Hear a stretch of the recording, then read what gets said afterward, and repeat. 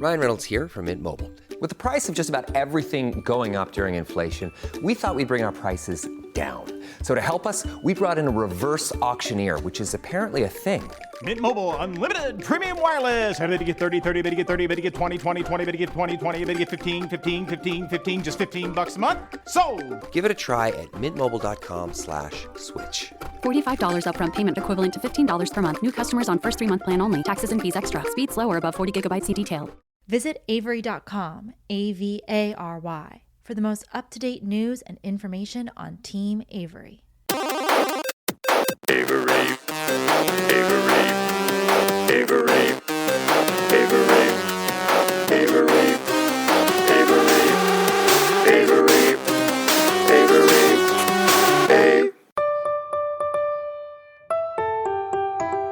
This is The Gala Show.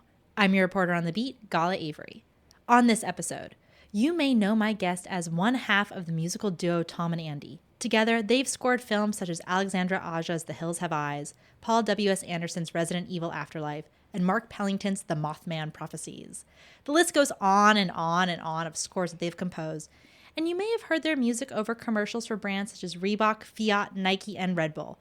Not only that, but they have fans all over the world. Lou Reed even says he loves Tom and Andy. Here on The Gala Show, I know my guest as my dad's composer. He worked on Killing Zoe, Mr. Stitch, The Rules of Attraction, La Voix Humaine, and Lucky Day. Wait, no, not just that. He's also one of the men I can count on for anything, one of my favorite lunch buddies, a vampire, an integral part of any Avery family game night, and oh yeah, my godfather, Andy Milburn. Oh, hey, Andy. that's awesome. Greetings. I know, I'm so happy to. And also, you designed the theme song for my show. Yes, absolutely. So I'm sitting inside my own frame. you are basically. You are Fantastic. here finally. So, Andy, before we bring up the topic for today, I have a question for you. Yes. Creative partnerships are super important. If you don't collaborate with the right person, it just doesn't work. You and Tom Haju have been a partnership since the 90s, and Tom lives in Australia now. I don't actually know if I know the story behind this, so I have to ask. Yeah. How did you and Tom meet?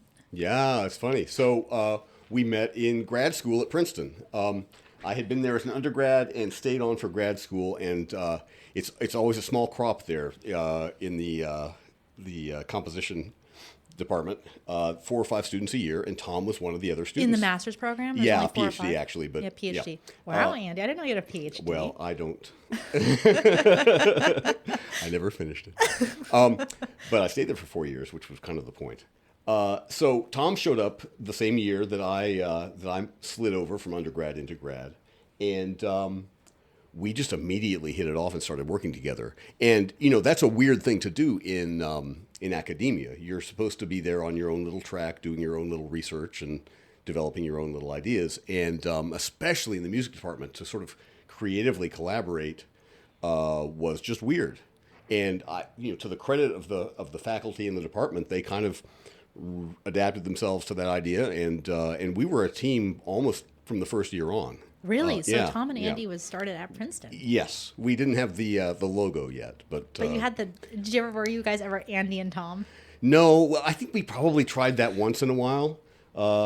It just doesn't roll off the tongue the same way As Tom and Andy. Yeah, and it's got that Tom and Jerry echo that's yeah, it that's does. playful. So That yeah, is, yeah, yeah. that's always been the right way. Now, as always, my guest gets to bring their topic to the mic. Andy, why don't you tell us what your topic is and why you decided to choose it? Great. Broadly, technology and art. Great. That's The what intersection. Yeah, exactly. Especially in the current presence of AI, large language models, and diffusion models. It's something I'm thinking about a lot these days. But before we get into the topic, it's time for a commercial break.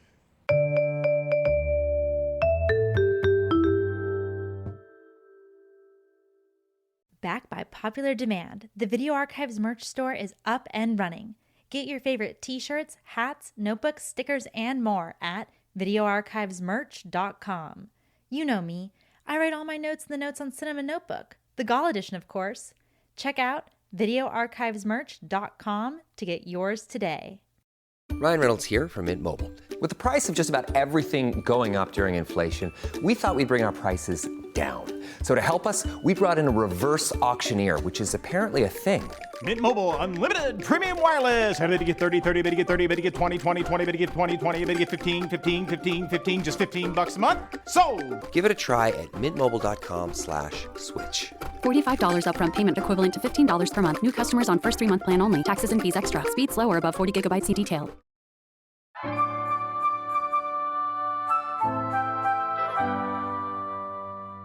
Hey, thanks so much for being a loyal listener. If you want to keep up with me off mic, make sure to follow me on Instagram at Gala Avery.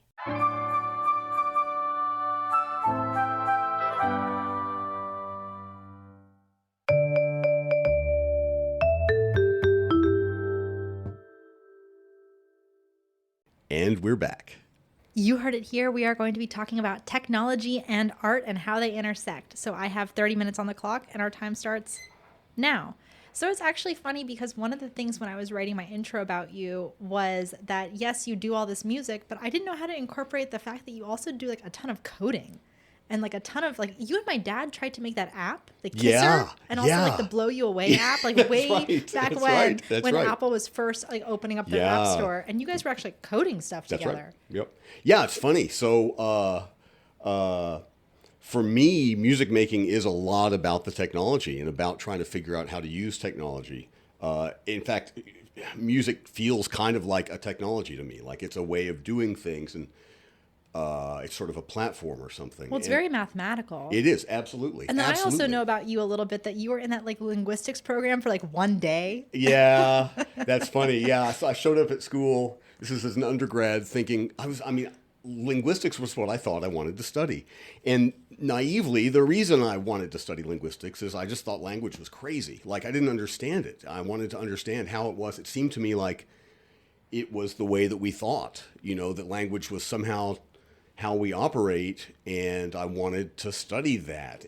But of course, day one, as an aspiring linguistics student, I was confronted with the fact that all linguistic students are great with languages and learn to speak lots of them. And I am not and didn't. I was the only person in those classes that only spoke English. Everybody else, was a polyglot. So I just wasn't a fit for me. And I see why. You kind of need, I think, for any kind of serious study of linguistics, it's probably really useful to be able to think about more than one language. Yeah, probably. So yeah, it wasn't for me, but that was the plan. Music now. Music is a language, technically. Yes, loosely. Yes, exactly. Yeah. And so I think part of the appeal of music was similar because it seemed like there are hints in music about how we operate as people and what goes on inside of our heads. Music kind of does seem like a language or like a proto-language or something that maybe happened before. Because you have to read the music. It's exactly. And you can communicate through it. Totally. And you can it has get a lot of the features of language. Yeah, you're right. I personally, I think they actually teach music as a language in school. I think that'd be really cool because it's like it breaks barriers between cultures. Think that's great. I also think they should teach math as a language, though. That's pushing it, though. People are terrified of it. I am terrified of math. Do you know about the crazy French guy who invented a language that is musical, that's like whistling? Like the whole alphabet is sort of like... And you sound like a bird when you're speaking it. Really? But you make these little tunes with whistling, and you can learn to you can also play it on any instrument, so right? Is so you can play it in violin. In the same vein as like Esperanto? It's like Esperanto. It's an invented language. What is it, Volaput or whatever the other one is? Right. Yeah, I it's an invented language. It didn't really catch on, but it's it's a thing. Yeah, but I always remember. So you are really technical in technology, and I mean, you and I have had countless conversations about AI. Because you know my opinion. I know. I am like, be gone, foul beast, be gone. Yeah. But the last time we met, you were talking about interesting stuff, and I was like, okay, I can't hate like that he's using it as a tool for these things. But my general feeling is like, be gone, foul beast. Like, I don't blame you. It's terrifying. It's terrifying. And it's funny. I feel like in a way, I'm getting my comeuppance because I've done a lot with technology and music. I've always tried to figure out how to make machines that do things that are musical. Tom and I spent a lot of time in the early 2000s working on a project we called The Brain that was supposed to be a system for AI music composition. Actually, all the way in the 2000s? Yeah, and it's funny. It's very similar to the diffusion model approach. It's just that we didn't back then have nearly enough data or nearly enough compute to do that stuff. And it was more about symbolic manipulation. Anyway, but so we were always kind of chasing that idea, and now all of a sudden it's come home to roost, and these things can actually produce music that's really challenging and interesting and complicated. And I initially felt like you do and did that these things could be a scourge. I still do. Let's just... Fair enough. No, they may well be. But I feel like we kind of have to engage them now. At least I feel like now I need to try and use them artistically, use them as a tool somehow. So you started using technology with your music. Did you guys start like in school in Princeton using technology? Yeah, that's the thing. It's a crazy department, right? So, most music schools, you learn how to compose and orchestrate, and you learn a bunch of theory, and there are also usually a bunch of kids around who are themselves musicians. And Princeton's different. Princeton is kind of an egg-headed music department. Is it still like this? It's still like this. Yeah. And there wasn't really much of a performance side to the school. It was mostly composers and theorists and some musicologists. And a big piece of it was computer music. Paul Lansky was one of the professor there who... Not Polanski, yeah, but Paul yeah, that's Lansky. Right. Professor Paul Lansky was... I never noticed that before. That's really funny. Yeah. See, he was one of the leading developers of the idea of even doing computer music at Princeton and at Columbia, and with Columbia. As a result, I mean, it's really actually why I stayed and why Tom came to Princeton, was to work with him and to work on the bizarre, very young digital technology that was happening in the computer music department there at Princeton. Wow. So you guys started there, and then you and Tom kind of came together, formed Yep. Tom and Andy. Yep. And then started on the Brain. Yeah. So it's as soon as we got successful enough to be able to hire other people, we hired a bunch of other people to help with that project, actually. We This hired is back two in New composers, York. too. This is Yeah. back in New York. We started doing commercial music production, writing music for TV, a lot of ads. We hired a bunch of composers to help us first, and then as soon as we had some breathing room, we started hiring some technologists to help us on this Brain project. And we've always been trying to build machinery that helps us or changes the way that we interact with music, the different ways that we can make music. And that was the goal of the Brain, really, was we noticed early on in the business of commercial music production, we noticed there's a lot of repetition, there are a lot of patterns, there's a lot of formula, really, to that kind of music making, and it should be something that you can teach a machine to do. It's funny, though, now that you mention it, I hadn't really thought of this before, because one of the questions, I didn't know what your topic was when we... Yeah. But one of the questions I was going to ask you about actually was the Tom and Andy branding, because now that you're talking about all this technology, you guys kind of ran Tom and Andy like a tech Yeah, company. thanks. You're right. Like And now that I see, it like, looks that way. You can see it in our branding a little now that I see bit. big Yeah. tech now, and Yeah. like how like they kind of like do their environment and how they do their branding, guys. For example, like Tom and Andy had towels, bags, T-shirts, little pill bottles. Yeah, that's right. Tom and Andy, I'm sure had more. We still have Tom and Andy towels at And my I house. think the logo itself, which James Spindler designed, which he's a brilliant designer, feels to me like the logo of a weird tech company or an industrial company or Yeah. something. So we were definitely trying to make that point, that we felt like we weren't effete artists. We were industrialists. We were industrial music makers. You guys know. were like forging the path. Yeah, well, because exactly. like all this technology was super new, and it was super Yeah. punk rock to be using it. Totally. It's weird because now you think about it, like I have probably GarageBand on my phone. Yeah, exactly. And back That's right. then you didn't. Absolutely. And it's so funny because a lot of what was going on then reminds me of what's happening now with AI. So back then, MIDI and synthesizers meant that you didn't have to hire musicians anymore if you wanted to And make there music. was probably a big uproar about that. People were very concerned, as well they should have been. There was, before that wave of technology, there was a whole population of gainfully employed musicians in New York City. It was amazing. They were fantastic, and they played the jazz clubs at night, and then wake up late in the morning and come in and play commercial music. And they were great players, hundreds of them. And the technology displaced them, almost all.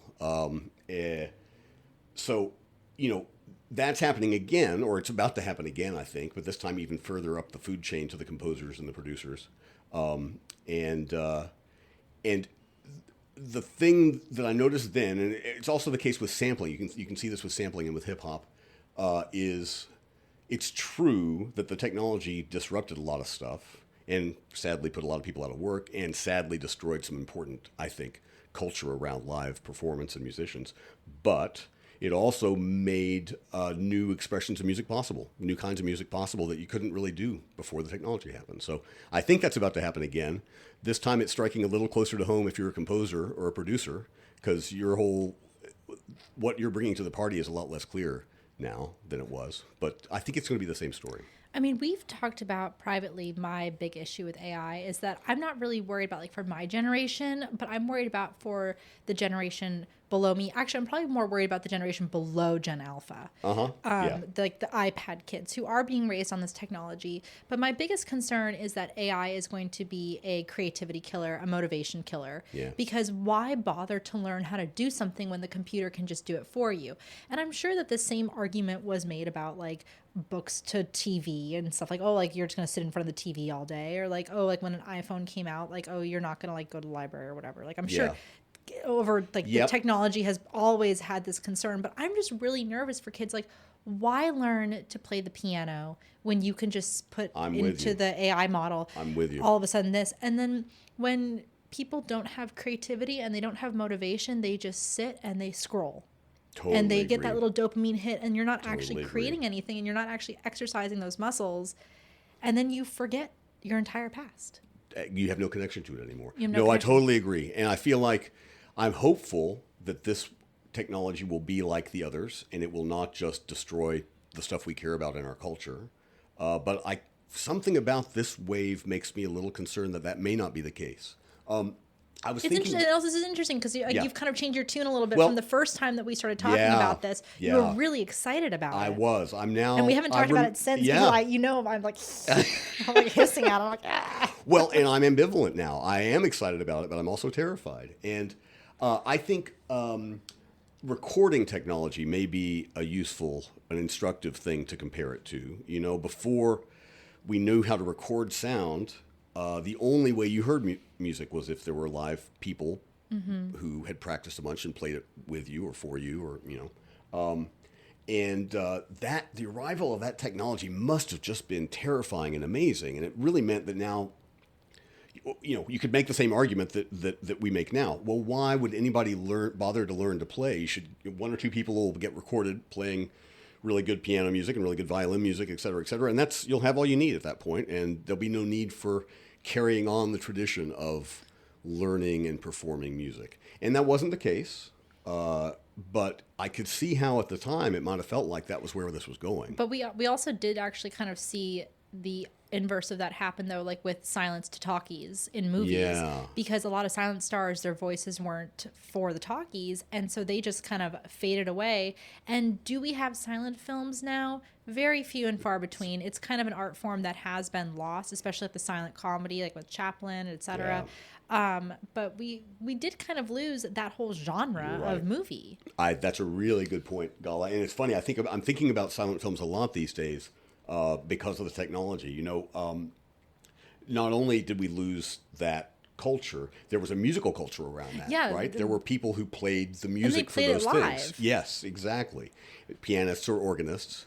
And interestingly, if you think about them, they feel a little bit like these AI systems, right? Their job was they sat there at the console of an organ or a piano with a book full of kind of clip art music, like little chunks of music that they had either memorized or knew about that were appropriate for different moods and different settings and to evoke different feelings in the audience. And they would watch the movie and riff through that thing real quick and kind of play along with the movie, more or less in real time, responding to help the audience have a better experience of the movie. And that's, in a funny way, kind of like an automated system. They weren't composing; they were sort of recomposing and recombining, and music editing maybe feels a little bit more like what they were doing. It was certainly an art, though. I mean, there's no doubt that the good ones were valuable, and they made the whole experience feel more like a thing. So And that's gone. Like that's just not that's not a job you could have That now is if you not wanted a it. thing at all. I mean, okay, the only thing that's like kind of akin to that is like they do like the live at the Hollywood Bowl. They'll have like the live orchestra with a Sure. movie, but they're playing the set score from Exactly. the movie. They're not improvising and saying like, oh, you know what, the audience should feel happy, so I'm gonna go play this like little happy piece of music, and then oh, they should feel scared, so I'm gonna play the scary piece. They're just Exactly. playing like, oh, here is what the composer has composed. So for me, what this raises is these really interesting questions about what's the point of music with a movie? Like, do you care that there's the idea of a composer or maybe of a director, helped by a composer who has a plan for what the music's going to do, and that's going to be part of the experience that you have watching the movie? Or would it be okay to go back to the way it used to be with silent films where, I love Taylor Swift. I'm going to watch this action movie, but I want a lot of it to sound like Taylor Swift because that's me. And so that's what happens because that's what the new systems can produce. In other words, is part of the vision and the experience of making a movie need to include the effect that the music brings to the audience? I think yes, because personally, I've seen people argue online, like when Netflix will have an AI. I don't think this is true, but just Yeah. people have argued this. Like, Yeah. Netflix will have like an AI show, and it'll be choose your own adventure. I can choose how Yeah. it ends. Okay, that is art, but that's like you being an active participant. When someone makes a movie, when a director directs something, they are the army general. Like what they Yeah. say goes. They have a vision. And you are witnessing their vision. It's like a painting. Totally agree. The artist has already painted it. You're just going there to look at it and then to infer what you get out of it. But I think there's something interesting in cinema, though. I totally agree with that. I think there's a particular thing happening, which is that when you watch a film, you're kind of being transported out of your body into the experience of the cinema, and in particular, your experience of the sort of playhead, like the what now, like time, like now, like if you like the kind of playhead on a digital audio player or something, the little arrow that's moving through time left to right. That your experience of that moment, you're giving over some of the control of that to somebody, to the vision of somebody, in this case a director, and you're kind of along for that ride. And I think why you're doing that is because it transports you out of your body and puts you into a different space. And also out of your comfort zone. Absolutely. You can have experiences that you never even imagined or whatever that you were interested in having but couldn't have. But you are, and in that way you are entertained in a way that takes you out of yourself. And to pull that off, it seems to me that you need to have somebody with a plan for what that little arrow moving through time is experiencing, all the perspectives for that. They're also your shepherd. I Yeah. think a good example of this may be John Carpenter, because Yeah. he is a director who also scores his own movies. Totally. And so he has a holistic approach, I'm assuming, to the music and the... Totally. And It's also, all like, one thing. What would something like Twin Peaks be Yeah. without the score? Totally. For Twin Peaks. One of the formative film and scores for me was Eraserhead, and that's a film that Lynch scored mostly, and that doesn't even sound like music. I mean, it's just like stuff. It's kind of like lighting or Noise. something. It's like the scenery, and it's kind of like a character sometimes too, or it's like a bad feeling. It's not strictly music, but it's using the technology of music to help him make you feel a certain way as you're moving through time. But that's the thing. It's like it's still... Okay, so this is the differentiation I think I'm going to make between like the AI Good. and like Eraserhead. Okay, so he, as the director, utilized technology to do his art, right? But he's Sure. still making the choices as him. Sure. Totally Okay. agree. If you have AI and you're watching Eraserhead and I'm you with say, you. I want this movie, I really love Carly Rae Jepsen, and I want Eraserhead. I think it'd be more enjoyable if it sounded like Carly Rae Jepsen the entire time. Yeah. What the heck am I watching? Well, Like- I totally agree. I think there's a third. And there's- I as the viewer am not really utilizing technology. I'm just watching technology. I'm watching Yeah. the technology utilize itself. It's still and then very also passive. there's the ethics also of like pulling Carly Rae Jepsen's music, where she did not consent to have her music or her Totally. sound Totally. applied to Eraserhead. Totally. Like, I don't know. Well, and let me throw another curveball into the equation. I think there's a question about intentionality. So, what is it? What would it mean? Put aside the Carly Rae Jepsen thing, because that's problematic for a bunch of reasons, artistically. But think about a system that is arbitrary. There's that funny kind of druggy example of Pink Floyd's The Wall, that if you start that album at the lion's roar of The Wizard of Oz, do you know this thing? No, I know. This is like a life hack from back before there was internet. If you have the album for The Wall and you start it playing right as you're watching The Wizard of Oz, right when the lion roars, there are all these sort of accidental synchronies that happen in the album and events that are happening on the screen. So many so that, in fact, there are conspiracy theories about, well, gosh, those guys must have been watching the movie when they were doing the album. That seems preposterous, and it is preposterous. But what it says is that when you're watching film, when you're having a cinematic experience with music, your brain works really hard to tie the two together.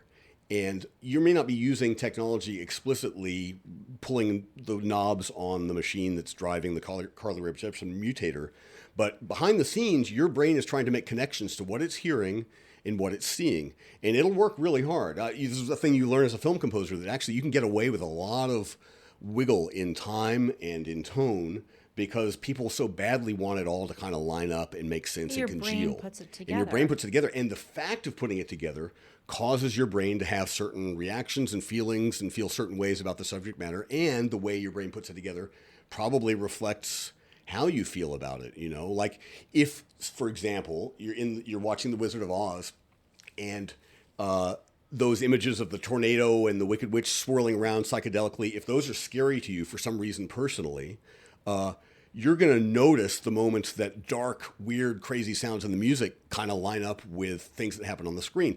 If you're oblivious to those particular feelings, you may not notice those alignments, and you'll notice others. And so all of this is a long-winded way of saying that I think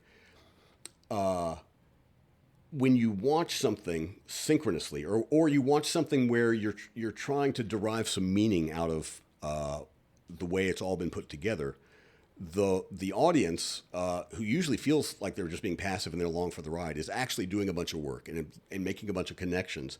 And it may be that often you can just throw stuff together and let people have reactions to it, and that can be a fulfilling experience. So people are still an active participant. I mean, my big thing is I don't want the algorithm choosing for me. Yeah. And I at one point it was kind of interesting. Okay, the algorithm can bring you things, and it can pluck things that maybe you would never have But found why before. is that worse than the director choosing for you? Well, here we go. Because then the algorithm might... The director is a human being that has an ulterior motive. He's like an algorithm, though. He's got a plan. Yeah, he has a plan. But I still get to choose whether I see it or not. You could do that with the machine, too. I guess I could, but the thing is, like, I go on YouTube, and, like, what do I get funneled at me? And why is that being funneled at me? And you're suspicious because they're probably commercial things or whatever, manipulation things. When I watch, like, my YouTube, I'm like, why am I being targeted with this? I'm right with you. Instagram's another one. Like, my brother and I say, for as smart as the algorithm is, it should know by now that we don't eat meat. I know. And, like, right. stop and here showing it us comes. meat. Yeah, but, like, I know. I get targeted a lot with plastic surgery ads. Yeah. Probably because of my age demographic. And, like, I don't need those things. And I get targeted with, like, women's fitness and, like, all these things. Like, oh, get lipo. Oh, do this. Oh, do that. Oh, your nose is too big. Oh, this. And it's like... I hear you. So all the why filters. would you want that so machinery why would I want in your that art? machinery, which is not bringing me what I want to see anyway? Why would I want that to be dictating what I see in my art? I'm right with you. No, I'm right with you. I mean, I feel the same way. I feel like this is really, if you're going to make something and have people watch it, it's a responsibility. I'm struck by this a lot. I've worked on a lot of scary movies, and a thing that you notice when you work on scary movies is people are just in your hands. People are along for this ride. You can really scare someone and with you music. can really frighten them. You can do things that they don't know that you're doing because they're so wrapped, they're so tied up in the action. That you can manipulate them subtly with music. It's not just music. The filmmakers do this visually as well. You can do a lot of things on the screen and in their ears that they don't even really notice directly because they're so busy trying to put it all together, and they're so at such a heightened state.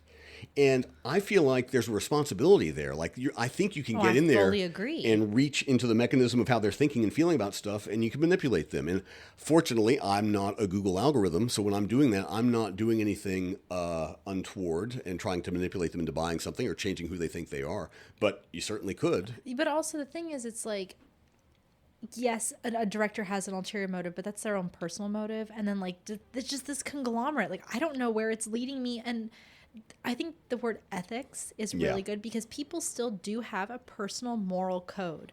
And I think morals are subjective. Like, I think, like, your morals can change. Like, if I'm in a zombie apocalypse, my morals are going to be completely different than just here today in downtown LA. Yeah. I'm still going to have some kind of moral center from how I grew up, but, like, the algorithm has no moral core. Yeah. And we see that in the language models typically of, like, people getting them to do it, and they become subversive based on people seeing how far they can push it. Totally. And I like that there's a human element to art where it's like, I have opened my brain, I have reached into the ether, I have used the tools around me, and I have created something. And someone might say, well, you know what, I did that when I punched in Renaissance painting of guts from Berserk with this random anime Kiki's Delivery Service, and I want a Renaissance painting of them.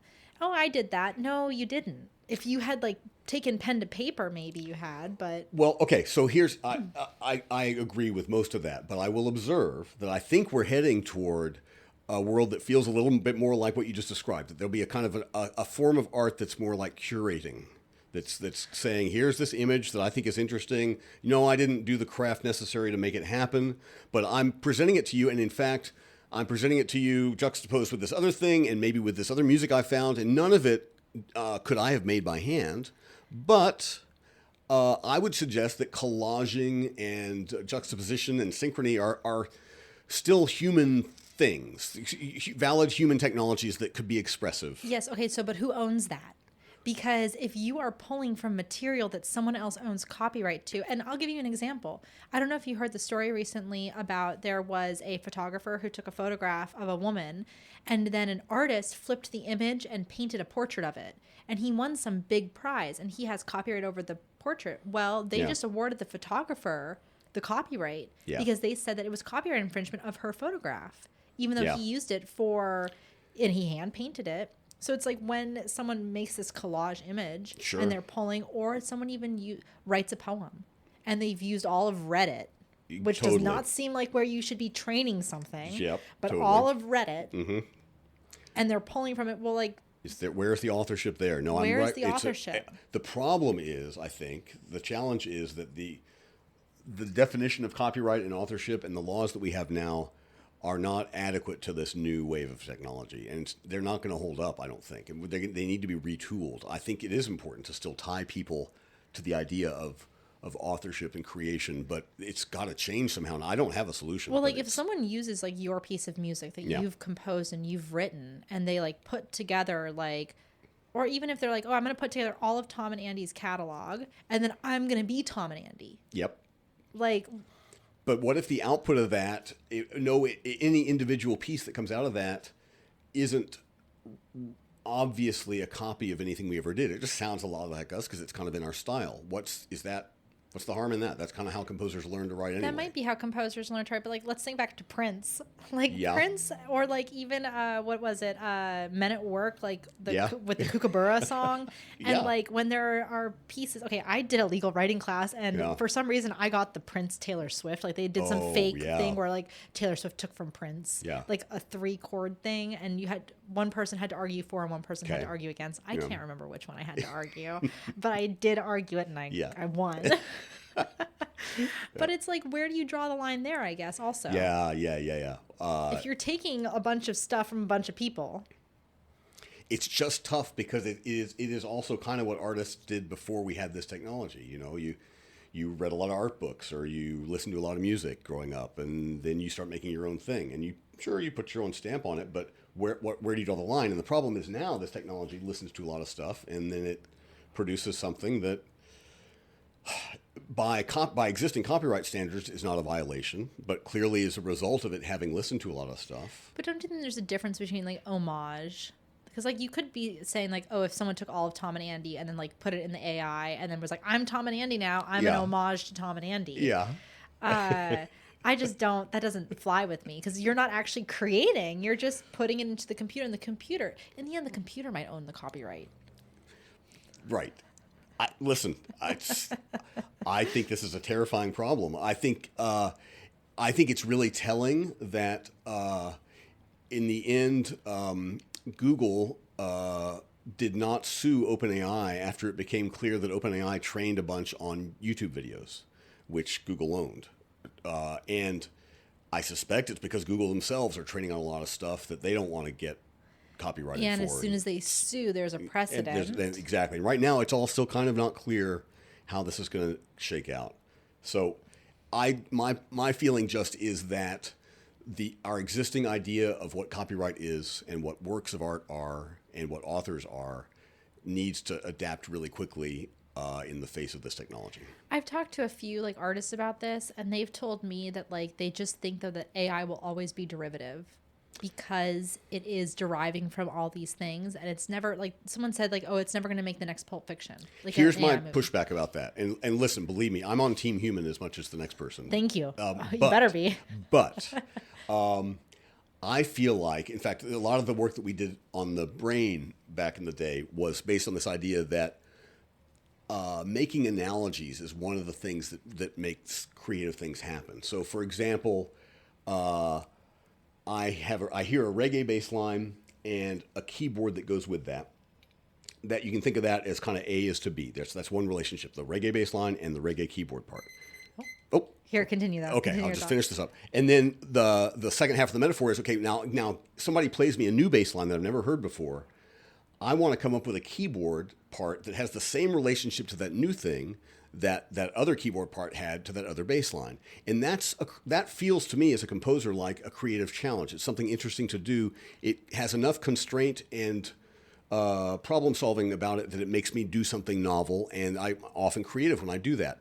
I would suggest to you that is one of the mechanisms at play in these generative models is that kind of analogy making, and that feels eerily like what I do as a composer, and it makes me worry that those machines are going to do this really well.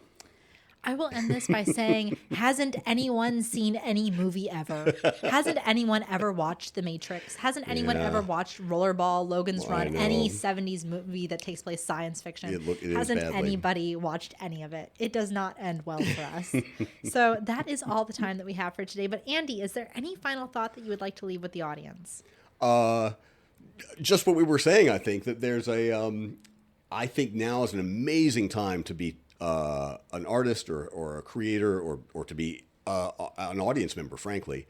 And I think it's kind of our duty to throw ourselves into this stuff and really experiment with it. Try and think about what it is that this technology is good for, what it's not good for. Try and use it against itself, right? You know, a lot of think about Edgar Varese bringing sirens into the concert hall. Like, use the stuff that's frightening or interesting or that's on the edge in the context of the old art to make the new art kind of relevant and help you understand what's going on. That's my plea. Your plea. Thank you to my guest, Andy Milburn, for coming on to the show. If you'd like to keep up with Andy, you can do so at tomandandy.com. I'm Gala Avery, and this has been The Gala Show.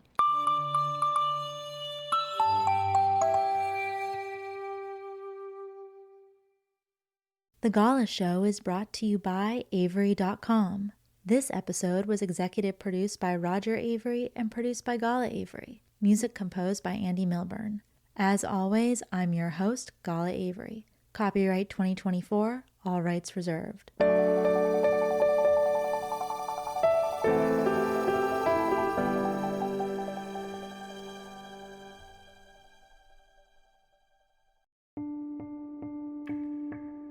Despite me sharing the same last name with this charity, I don't have any affiliation with it, besides the fact the issue is very near and dear to my heart. Did you know that in the United States, 2.7 million children currently have a parent in prison, and it's estimated that 10 million children have experienced parental incarceration at some point in their lives? I was one of these kids, and as an adult, I am really grateful to be able to give back to Project Avery. Their mission is to build leadership from within by supporting community through programs such as mentoring and outdoor education, and also to remove the stigma surrounding having a parent that's incarcerated. You don't have to feel alone.